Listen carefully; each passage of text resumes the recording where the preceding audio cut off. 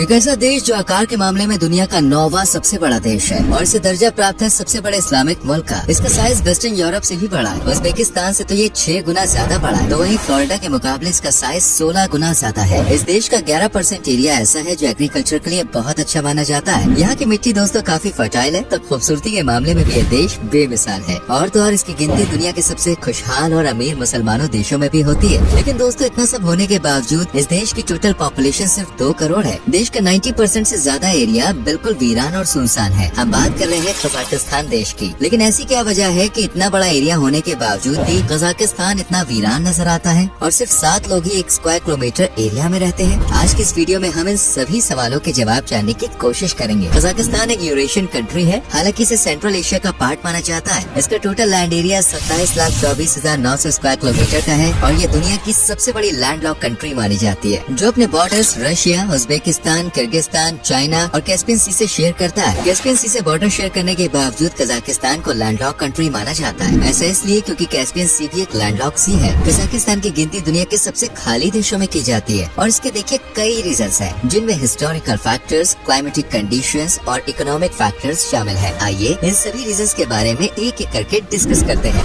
Wild and harsh climate. Kazakhstan एक ऐसा देश है जहाँ पर गर्मियों के समय टेम्परेचर 40 डिग्री सेल्सियस से ऊपर पहुँच जाता है, तो वही सर्दियों में टेम्परेचर -20 डिग्री सेल्सियस तक लुढ़क जाता है। यहाँ क्लाइमेट में काफी ज्यादा वेरिएशन देखने को मिलते हैं। रहने के लिए एक सूटेबल एनवायरनमेंट लोग को नसीब नहीं हो पाता। देश के सेंट्रल एरिया में विशाल कोल्ड डेजर्ट है, तो वही नॉर्थ और ईस्ट वाले पार्ट में ड्राई सेमी एरिड क्लाइमेट रहता है और इस एरिया में ही देश की ज्यादातर आबादी रहती है। कजाकिस्तान के टोटल एरिया में से 11% एरिया एरेबल लैंड है, यानी ऐसी जगह जो एग्रीकल्चर के लिए अच्छी मानी जाती है। कुल 2,96,000 स्क्वायर एरेबल लैंड के साथ इस सूची में ये दुनिया में 11वें नंबर पे आता है। लेकिन इन जगहों पर खेती बाड़ी करने के लिए लोग नहीं है। यहाँ पर हर व्यक्ति के पास औसतन 15,456 स्क्वायर मीटर एरेबल लैंड है। इन सब के अलावा फ्रेश वाटर की भी कजाकिस्तान में कोई कमी नहीं है। यहाँ पर कुल 108 मिलियन क्यूबिक मीटर्स के वाटर रिसोर्सेज अवेलेबल हैं। सिर दरिया नदी और बलखश लेक के अलावा ढेरों माइनर रिवर्स यहाँ बहती हैं, जो मीठे पानी के अच्छे स्रोत हैं। लेकिन हार्श क्लाइमेट की वजह से ये देश लोगों को ज्यादा रास नहीं आता। देश के 90% एरिया में ग्लेशियर, पठार, पहाड़ और रेगिस्तान है और ऐसी जगहों पर रहना अपने आप में भी किसी चुनौती से कम थोड़ी ना होता है। इसके अलावा कजाकिस्तान में ढेरों आपदाओं ने तबाही मचाई है, जिसकी वजह से इस देश की आबादी इतनी कम रह गई है। अब इसके लिए हमें कजाकिस्तान की थोड़ी हिस्ट्री के बारे में भी जानना होगा।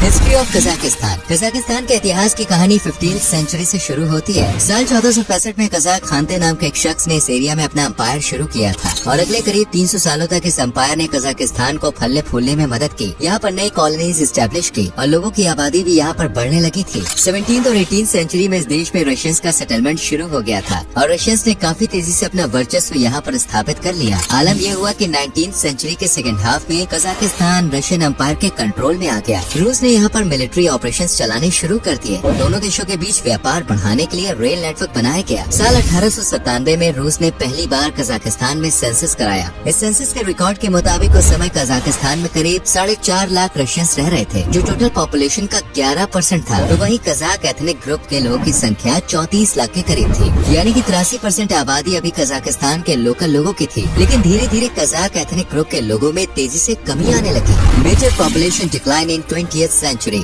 कजाकिस्तान में 20th सेंचुरी में बड़े पैमाने पर जनसंख्या में गिरावट देखने को मिली। देश में ऐसे कई इंसिडेंट्स हुए जिनके कारण लाखों लोगों की जान चली गई थी। साल 1916 में फर्स्ट वर्ल्ड वॉर में कजाक की मुस्लिम आबादी ईस्टर्न फ्रंट पर लड़ रही थी। इस वॉर में करीब 2,70,000 लोग की मौत हो गई थी। कई बीमारियां देश में फैलने लगी थी और एक बड़ी आबादी ने देश छोड़कर चीन की ओर पलायन कर लिया। इसी बीच रूस में एक सिविल वॉर की शुरुआत भी हो गई थी। साल 1917 से 1922 के बीच कजाकिस्तान में भयंकर अकाल पड़ा, जिस वजह से देश की 7.5 लाख आबादी खत्म हो गई थी, यानी इस बीच करीब 15% आबादी की मौत हो गई थी। 1926 में कजाक एथनिक पीपल्स की आबादी सिर्फ 58% रह गई थी। लेकिन ये तो बस शुरुआत थी, तो वही रशियंस की पॉपुलेशन 21% तक पहुंच गई थी। रूस ने अपने शासन काल में कजाकिस्तान की पॉलिसी में काफी बदलाव किए। कलेक्टिव फार्मिंग के नियम रूस ने लागू कर दिए। इसकी वजह से देश की बड़ी आबादी खेती बाड़ी करने पर मजबूर हो गई। उनका पशुपालन और डेयरी का काम ठप पड़ने लगा। कजाकिस्तान में जितना भी उत्पादन हो रहा था उसका 1/3 हिस्सा रूस के मॉस्को शहर जैसे बड़े अर्बन एरियाज में सप्लाई हो रहा था। साल 1930 से 1933 के बीच करीब 23 लाख लोगों की मौत हो गई थी। इस वजह से 42% कजाक पॉपुलेशन में कमी देखने को मिली। करीब 1 मिलियन लोग चाइना, मंगोलिया, अफगानिस्तान, ईरान और टर्की जैसे देशों में पलायन कर गए। इसके बाद सेकेंड वर्ल्ड वॉर के टाइम पर भी कजाकिस्तान वॉर में शामिल हुआ।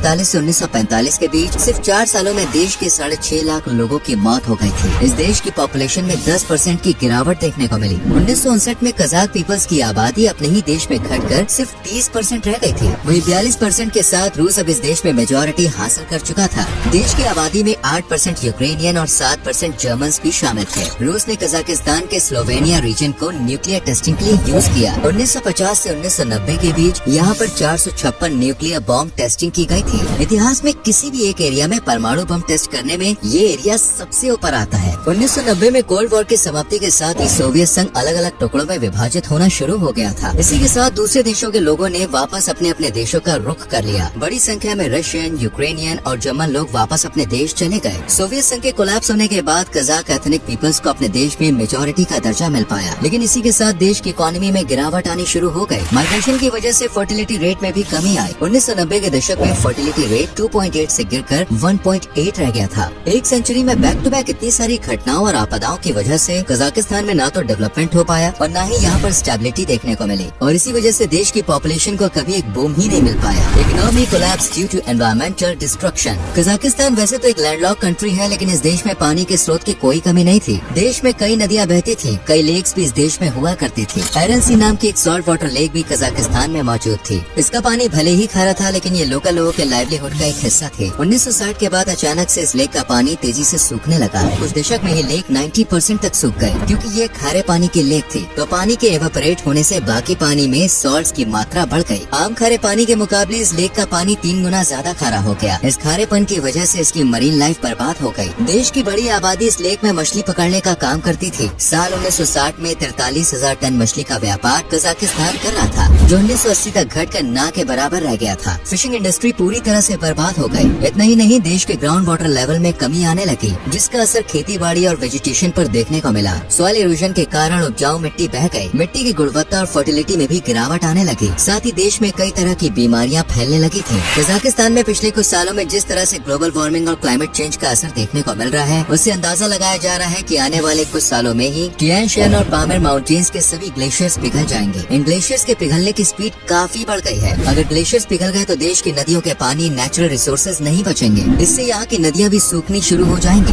अब कजाकिस्तान सर्वाइविंग टुडे। इतना सब कुछ झेलने के बाद भी कजाकिस्तान आज एक खुशहाल देश माना जाता है। देश में भले ही 70% आबादी मुसलमान समुदाय की है, लेकिन फिर भी एक धर्म निरपेक्ष देश है, जहाँ सभी धर्मों का बहुत सम्मान किया जाता है। इस देश में महिलाओं को सभी तरह की आजादी है। कजाकिस्तान एक युवा आबादी वाला देश है। यहाँ की 40% आबादी की उम्र 25 साल से कम है। यानी इस देश में वो पोटेंशियल है कि आने वाले कुछ दशकों में कुछ बड़ा करके दिखा सकता है। फिलहाल तो कजाकिस्तान की जीडीपी यहाँ के ऑयल सेक्टर और नेचुरल रिसोर्सेज पर ही आधारित है। तेल उत्पादन के मामले में ये दुनिया में 12वें नंबर पर आता है और ये दुनिया का 11th लार्जेस्ट ऑयल एक्सपोर्टर है। हर साल करीब $40 बिलियन का तेल ये एक्सपोर्ट कर रहा है। इसी से कजाकिस्तान की इकोनॉमी को बूस्ट मिल रहा है। खास तौर पर रूस और चीन को ये सबसे ज्यादा ऑयल की सप्लाई कर रहा है। कजाकिस्तान यूरेनियम प्रोडक्शन के मामले में दुनिया में पहले नंबर पे आता है और भी अन्य कई तरह के नेचुरल मिनरल्स का भंडार इस देश में है। यही वजह है कि आज के समय में इस देश की जीडीपी $265 बिलियन से ज्यादा पहुँच गई है। देश की पर कैपिटा इनकम भी $13,000 के आसपास है, जो इसे सेंट्रल एशिया के वेल्थिएस्ट नेशंस की सूची में लाकर खड़ा कर देती है। अपर मिडिल क्लास इनकम की वजह से ही देश के लोग एक अच्छी लाइफस्टाइल एंजॉय करते हैं। कजाकिस्तान की पॉपुलेशन साल 2024 में पहली बार 20 मिलियन से ज्यादा पहुंची है। अगर 20वीं सदी में इस देश ने इतना कुछ ना झेला होता और देश का क्लाइमेट सूटेबल होता, तो शायद आज इसकी आबादी 70-80 मिलियन या फिर 100 मिलियन तक होती, क्योंकि इस देश में लैंड एरिया की कोई कमी नहीं है। देश के फर्टिलिटी रेट में भी सुधार करने की कोशिश की जा रही है। इतना ही नहीं, यहाँ की डेंसिटी में भी बढ़ोतरी देखने को मिल रही है। साल 2002 में कजाकिस्तान में 1 स्क्वायर किलोमीटर एरिया में 5.4 लोग रहते थे, तो वहीं आज यानी 2024 में नंबर बढ़कर 7.4 पीपल पर स्क्वायर किलोमीटर तक पहुँच गया है। कहा जा रहा है कि साल 2050 तक देश की पॉपुलेशन 24 मिलियन तक पहुँच जाएगी। भले कजाकिस्तान को सोवियत संघ से 1990 में ही आजादी मिल गई थी, लेकिन इस देश में आज भी रशियन इन्फ्लुएंस देखने को मिल जाता है। रूस इस देश के कई रीजन में डोमिनेट कर रहा है और उन्हें अपने देश में शामिल करने की प्लानिंग कर रहा है। कजाकिस्तान के बीच में एक ऐसा भी एरिया है जिसे रूस ने रेंट पर लिया हुआ है। रूस के पास लैंड की देखिए कोई कमी नहीं है, फिर भी कजाकिस्तान के एक एरिया को रूस ने रेंट पर लिया हुआ है। बाइकोनर कॉस्मोड्रोम नाम की जगह को रेंट पर लेने की वजह ये है कि ये एरिया इक्वेटर के नजदीक है और यहीं से रूस अपने ज्यादातर सैटेलाइट्स लॉन्च करता है। इसके लिए हर साल रूस कजाकिस्तान को $115 मिलियन का रेंट भी पे करता है। तो दोस्तों, उम्मीद है कि आपको समझ में आ गया होगा कि आखिर कजाकिस्तान इतना खाली और सुनसान क्यों है। धीरे धीरे ये देश ग्रो करने की कोशिश कर रहा है। अगर देश की युवा आबादी के अंदर कुछ कर दिखाने का जुनून पैदा हुआ है तो यकीनन ये देश बहुत जल्दी सफलता की ऊंचाइयों को छू सकता है। अगर आपको ये जानकारी अच्छी लगी हो तो इसे लाइक और शेयर जरूर करें।